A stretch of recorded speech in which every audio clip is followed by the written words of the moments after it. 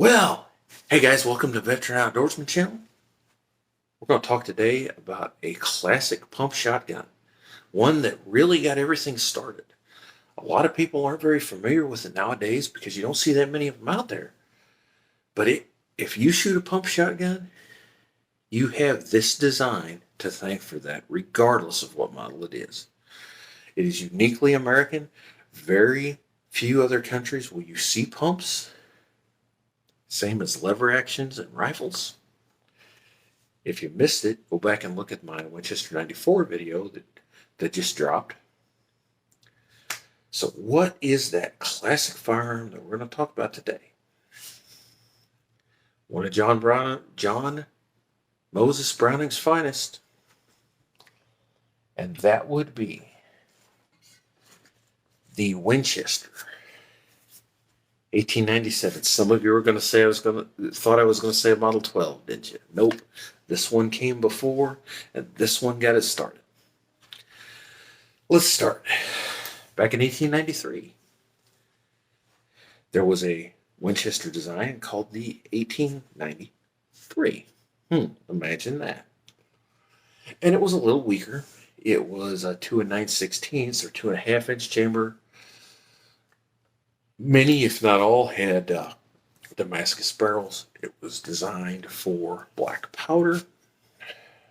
The receiver was a little thinner, a little weaker, etc. And it wasn't super practical, super popular, and it had some reliability issues. But John Browning took that basic design and improved on it and built what you see today, the Winchester 97. These were built, I believe, into the 40s. The first commercially successful, the first really practical pump shotgun. It's somewhat of a side eject, has a hammer, which at the time wasn't uncommon. The Marlins, some of the early Stevens and whatnot did have hammers, but they quickly, in the early part of the 20th century, hammers on pump shotguns did go away. But if you shoot a classic Model 12, an 870, a newer Winchester Super X pump or something, you still have this gun to thank for that. So let's talk a little bit about this design. Again, a Browning design. Browning designed a lot of guns for Winchester. This one has a steel butt plate. This one is a takedown model. The originals were solid frame. I believe solid frame was an option all the way through manufacturing, but the takedown became very popular and basically became the standard before the end of the manufacturing. They were chambered in 2 gauges, 12 and 16. There's a lot of misnomers about it. Some of these early guns may have been chambered for the shorter chambers. I've been told that some of the very early ones did have Damascus barrels. But the reason this gun was manufactured in 12 gauge was to make use of the new 2 3/4-inch chamberings with smokeless powder. The majority of the 12 gauges, now a lot of the 16 gauges had shorter chambers, but the majority of the 12 gauges did shoot 2 3/4-inch shells and have smokeless powder. Some guys are going to argue with me on that, but I've done extensive research, and that's a fact. Now, I will say be cautious, because many of these guns are well over 100 years old. Some of the older guns, I've been told, did have trouble with plastic shells. Just be cautious. Have a gunsmith check it out. Have him tell you what you should or shouldn't shoot and whatnot. This gun, I don't know that I'll ever shoot it again. This thing has been in the family forever. And I have another one that's been somewhat modified. We may look at that here in a minute. But let's talk about it a little bit. Um, they came in different barrel lengths, different configurations, full, modified, improved cylinder chokes, etc. Uh,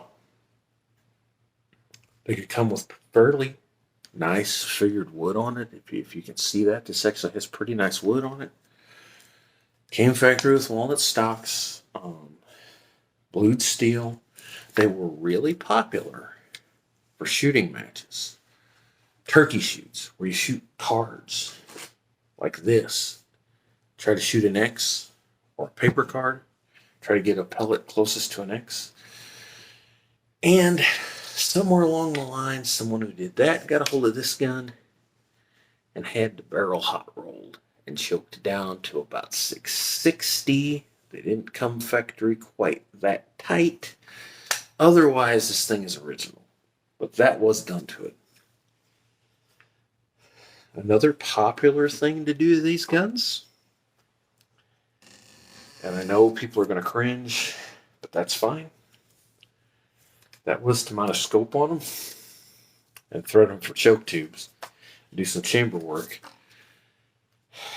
and make turkey shoot guns with them. My family has a history of turkey shoots. These guns have both been in the family for a very long time. Both of these were built by someone for my grandfather. And that's why that was done. Part of the family history. I have no plans on getting rid of these guns. And to me, they're just as useful now as they were back then. But things to look for if you're looking for a collector's item. Probably don't want one that's been done like that. Let's talk about some of the other configurations. There were trench guns and police guns that had riot barrels, short barrels. They may have even had extended magazines, but I'm not sure about that. But they had short barrels. The military trench gun had a heat shield here and a bayonet lug. You can mount a bayonet on it. Now, think about that. A short, say an 18-inch barreled cylinder bore pump shotgun with a bayonet lug. Trench warfare, World War I. Close quarters combat. What would be better? A long bolt action 30-06, such as the Springfield or the 1917 Lee Enfield, or a nice short pump action that slam fires. If you don't understand what slam firing is, most guns, most pumps, when you pull the trigger, work the pump, you have to release the trigger to be able to pull it again for the gun to go off. On a 97, if you hold down the trigger, oh, by the way, I haven't cleared this for you.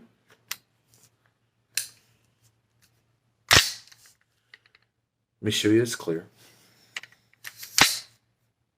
Back on half cock. A 97, you pull the trigger, hold it, work the pump, and it just keeps going off as fast as you can pump. With double-aught buckshot at very close range, it was a formidable weapon. So much so that Germans tried to get it declared a war crime to use a shotgun. And they threatened to execute any U.S. soldier that they found with a shotgun. That's interesting. These guns have been used to hunt everything. Turkeys, ducks, geese, small game. Deer, obviously, with buckshot or slugs. Rabbits, squirrels, etc. My grandfather had a number of 97s. Mostly set up for turkey shoots like this. They were manufactured from before the Model 12. up well into right alongside the Model 12 because there were people that preferred this to the Model 12. They liked the fact that they just had the hammer instead of having a safety to manipulate, things like that. It's really classic. You will see them in cowboy action shooting. Single Action Shooting Society allows the Winchester 94, or sorry, Winchester 97, 1897, or copies thereof for cowboy action shooting, along with hammered double barrels and things like that. But think about it.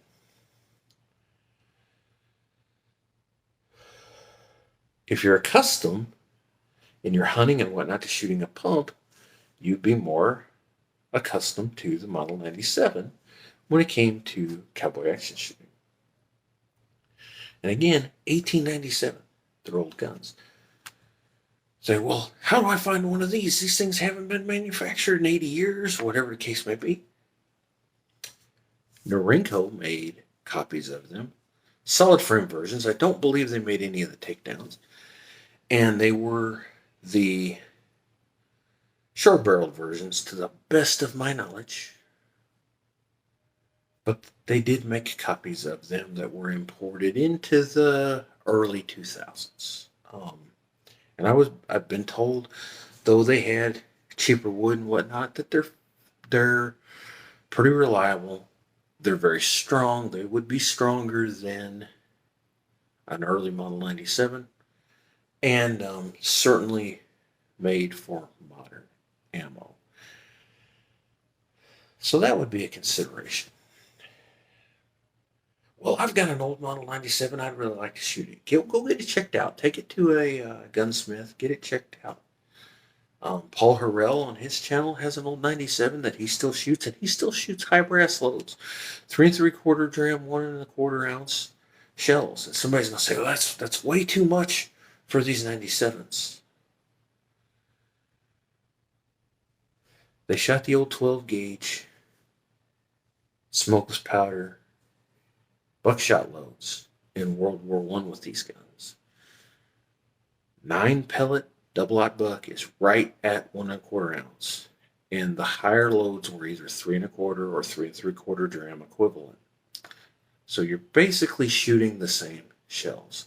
With birdshot, you would be putting less stress on the barrel and choke than you would with buckshot.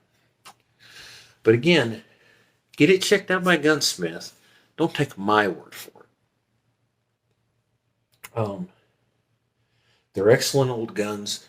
A lot of the design features carried over to the Model 12, which many consider the most iconic Winchester pump shotgun, and many wish that it was still around.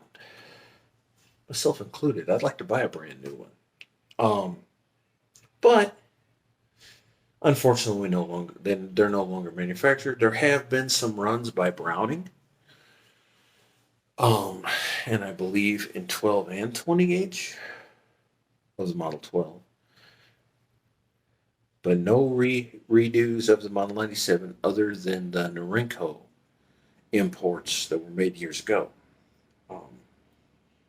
But they're just a neat classic old gun. Like I said, this one is a takedown. Most of them were, to the best of my knowledge. You just push this pin in, pull it out, give the barrel a twist, pull it out. Pretty easy. Loads like a normal shotgun. 1, 2, 3, worked pump. Operates with a hammer instead of a safety, so keep it on half cock. The bird flushes, pull the hammer back, pull the trigger. Real simple. Much stronger action than most of the shotguns manufactured at the time of this design.